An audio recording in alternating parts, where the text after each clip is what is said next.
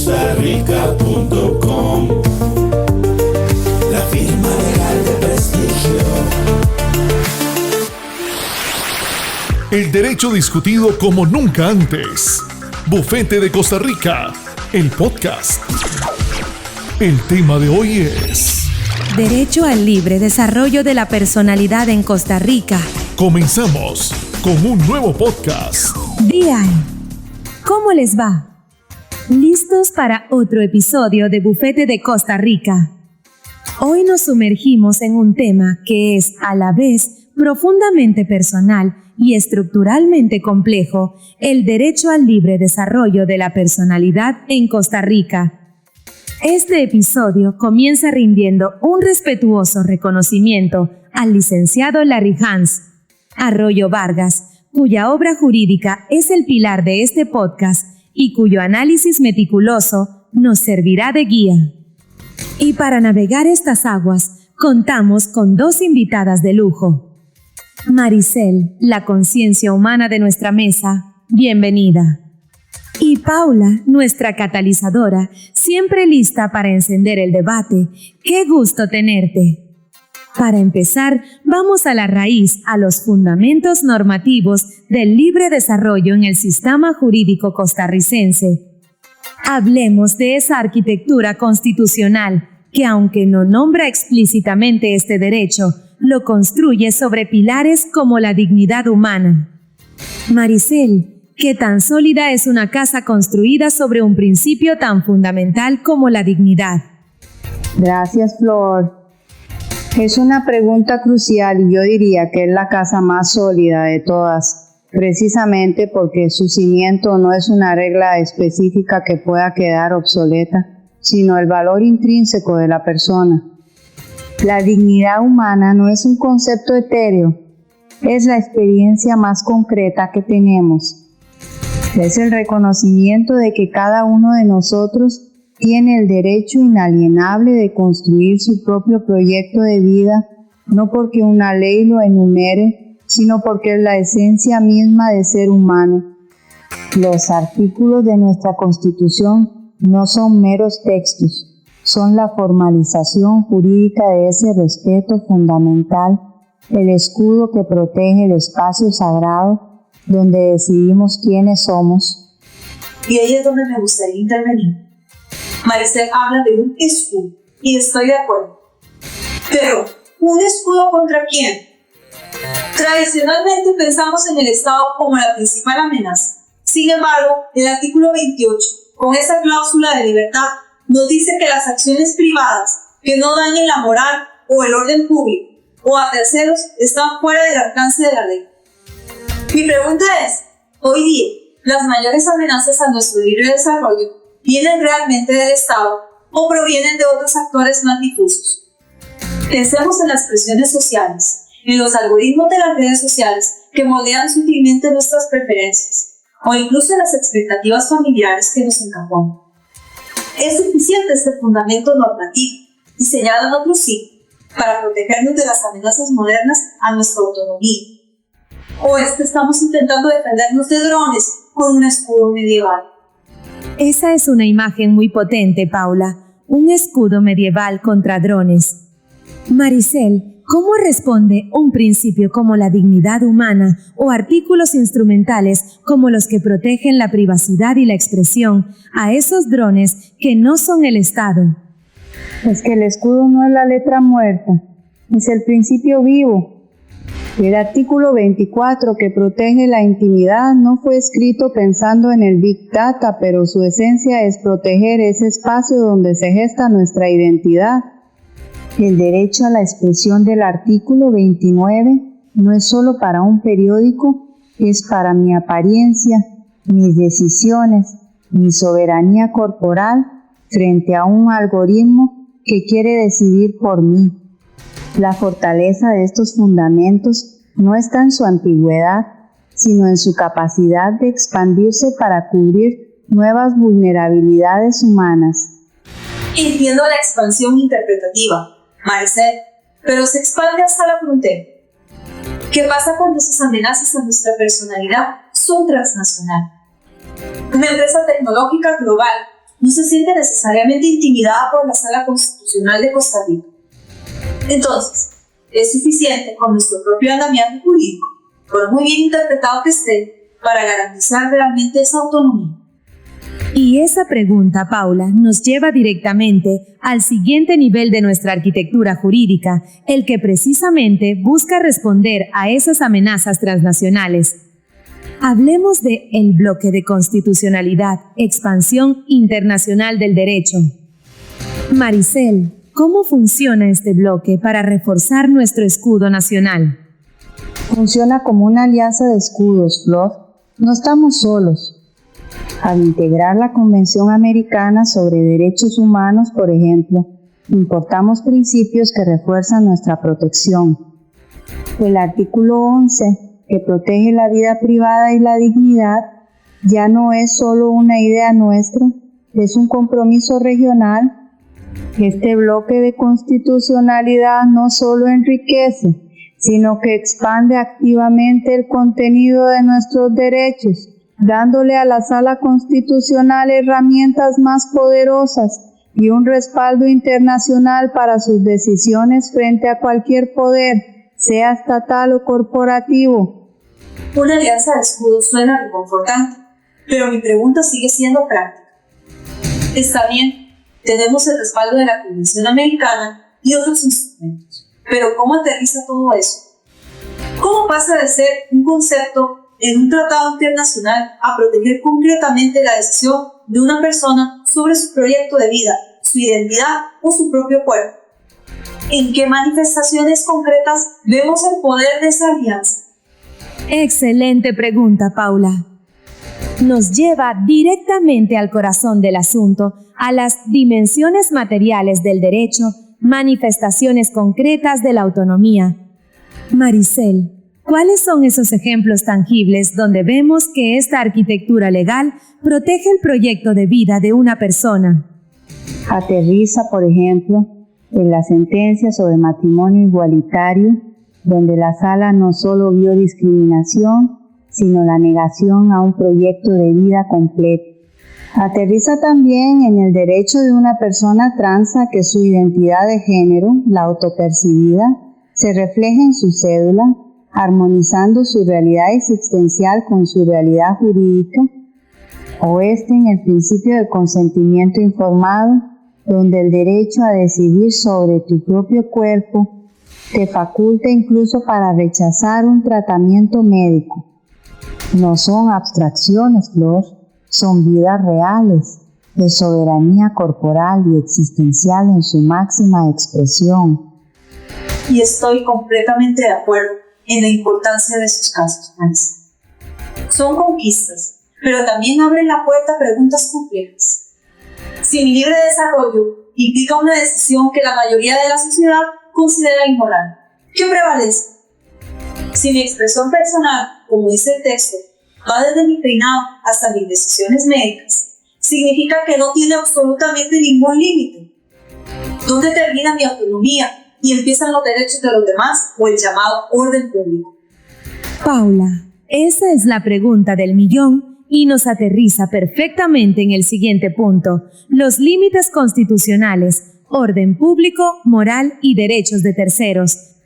Maricel, el texto es enfático en que estos límites deben interpretarse de forma restrictiva, sobre todo el concepto de moral pública.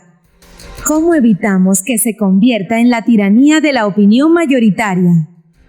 Se evita entendiendo que la moral pública en una democracia pluralista no es la moral de un grupo, ni siquiera de la mayoría, sino los mínimos éticos para la convivencia, el respeto, la no discriminación, la integridad física y la paz social. Mi derecho a llevar el pelo de un color o a tener un tatuaje no afecta el derecho fundamental de nadie. El límite real está cuando mi acción anula directamente el derecho de un tercero, como su seguridad o su dignidad. Es una barrera alta y necesaria para proteger la libertad. Una barrera alta en teoría, parece, pero en la práctica, ¿quién traza esa línea? Si mi libre expresión choca con las convicciones religiosas profundas de una comunidad, ¿es solo una incomodidad o una afectación a un derecho. La teoría es elegante, pero el conflicto real entre derechos es caótico. Si los límites son tan etéreos, ¿cómo decidimos de forma objetiva y justa cuándo una restricción es válida y cuándo es un abuso de poder?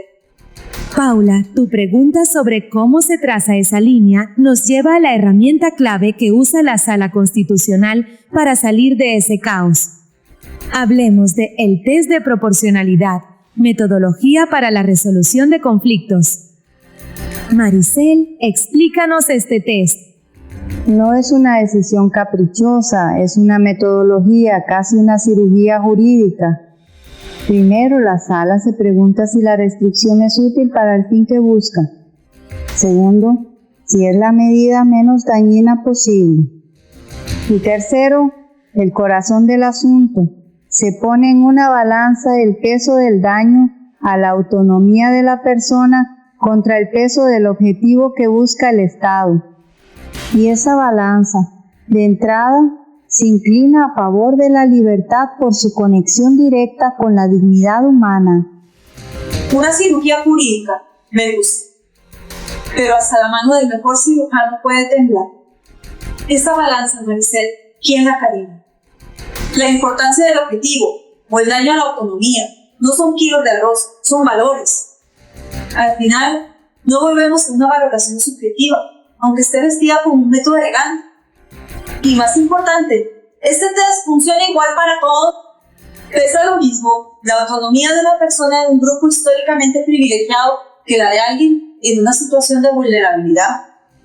Paula, esa pregunta es la clave, porque precisamente la ley reconoce que la balanza no está calibrada igual para todos desde el principio. Eso nos introduce a la tutela reforzada, protección diferenciada para grupos vulnerables. Maricel, ¿cómo funciona esta protección diferenciada en la práctica? No, Paula, la balanza no pesa igual y es por diseño.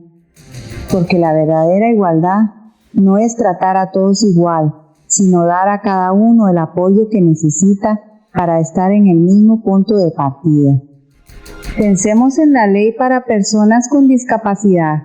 Se pasó de un modelo que les quitaba la voz, que sustituía su voluntad, a uno que les da apoyos para que su propia voz sea escuchada y respetada. No es paternalismo, es empoderamiento. Lo mismo aplica con la niñez y su autonomía progresiva o con la urgencia de erradicar la violencia para que las mujeres puedan siquiera empezar a pensar en su proyecto de vida. Empoderamiento en el papel, Maricel, y aplaudo la intención y la ley. Pero mi pregunta es, si estas leyes, estas tutelas reforzadas, son suficientes para derribar las barreras que no están escritas en ningún código. La violencia estructural contra la mujer, la infantilización del adulto mayor o los prejuicios sociales contra los adolescentes. Hemos creado marcos legales avanzados, pero logran cambiar la cultura, la economía, la mentalidad que son, al final, los mayores desafíos. Y esa pregunta, Paula, nos lleva al campo de batalla actual, porque una cosa es la ley y otra es la realidad del día a día. Hablemos de los desafíos contemporáneos del libre desarrollo de la personalidad. Paula tiene toda la razón.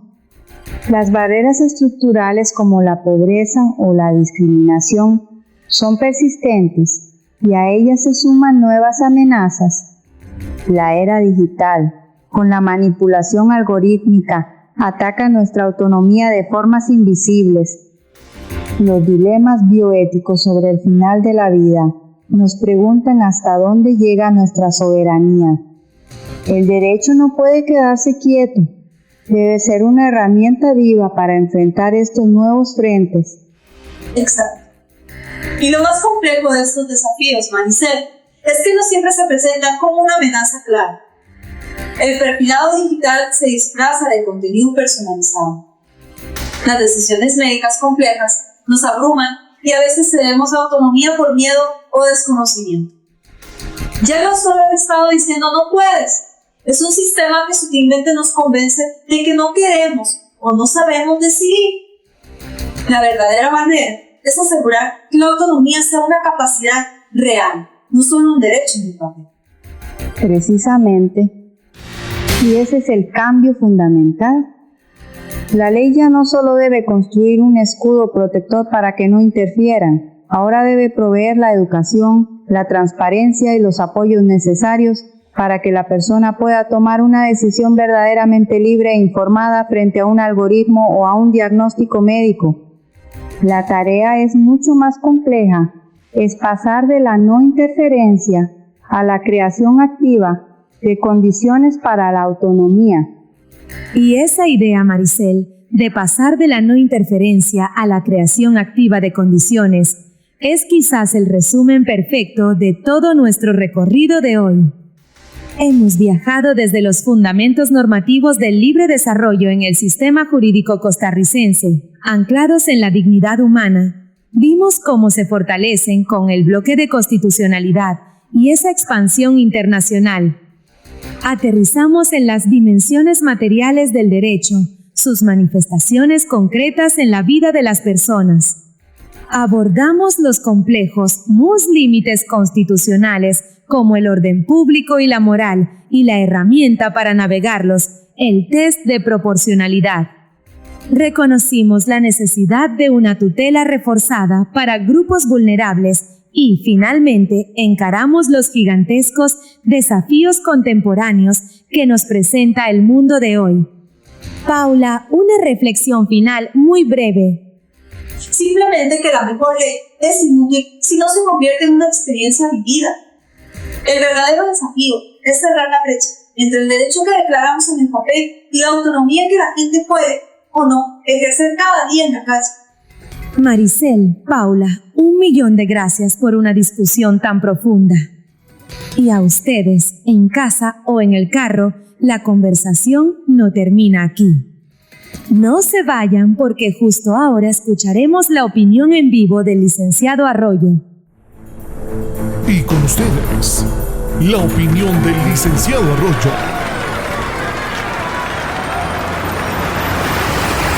Se invoca el derecho al libre desarrollo de la personalidad como si fuese un estandarte de libertades cotidianas, como la potestad de elegir una profesión, un estilo de vida o una apariencia, y ciertamente lo es.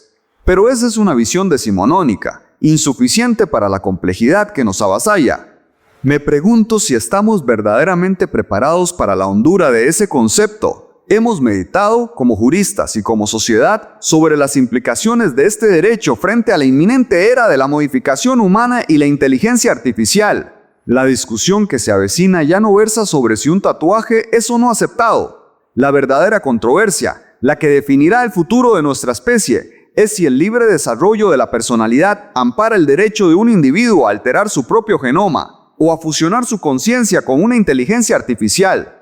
Si el núcleo de este derecho es la autonomía para elegir un plan de vida, ¿qué sucede cuando ese plan de vida trasciende lo que hoy consideramos humano? ¿Quién ejerce la tutela del bien común cuando la libertad individual pretende rediseñar la propia biología? Ese es el verdadero debate. No podemos seguir aplicando principios jurídicos con una venda en los ojos, ignorando que la tecnología avanza a un ritmo exponencial. La legislación no puede ser un ancla que nos aferre al pasado. Debe ser el timón con el que naveguemos las aguas turbulentas del porvenir. No se trata de prohibir por temor, sino de regular con sabiduría. Se requiere una ponderación de derechos de una magnitud nunca antes vista. Un diálogo que convoca a filósofos, a científicos, a ingenieros y por supuesto a juristas con la valentía de mirar más allá del expediente. Mi deber no es ofrecer respuestas sencillas a problemas de una complejidad abrumadora. Mi obligación es encender la luz en la habitación que todos pretenden ignorar. Debemos comenzar a construir, de manera urgente y consensuada, la arquitectura legal para una libertad que apenas comenzamos a vislumbrar. Es una tarea colosal,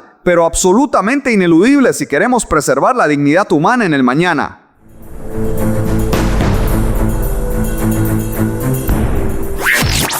Esto ha sido todo por hoy. Hasta la próxima emisión de Bufete de Costa Rica. Bufete de Costa Rica, el podcast. Visítenos en www.bufetedecostarrica.com.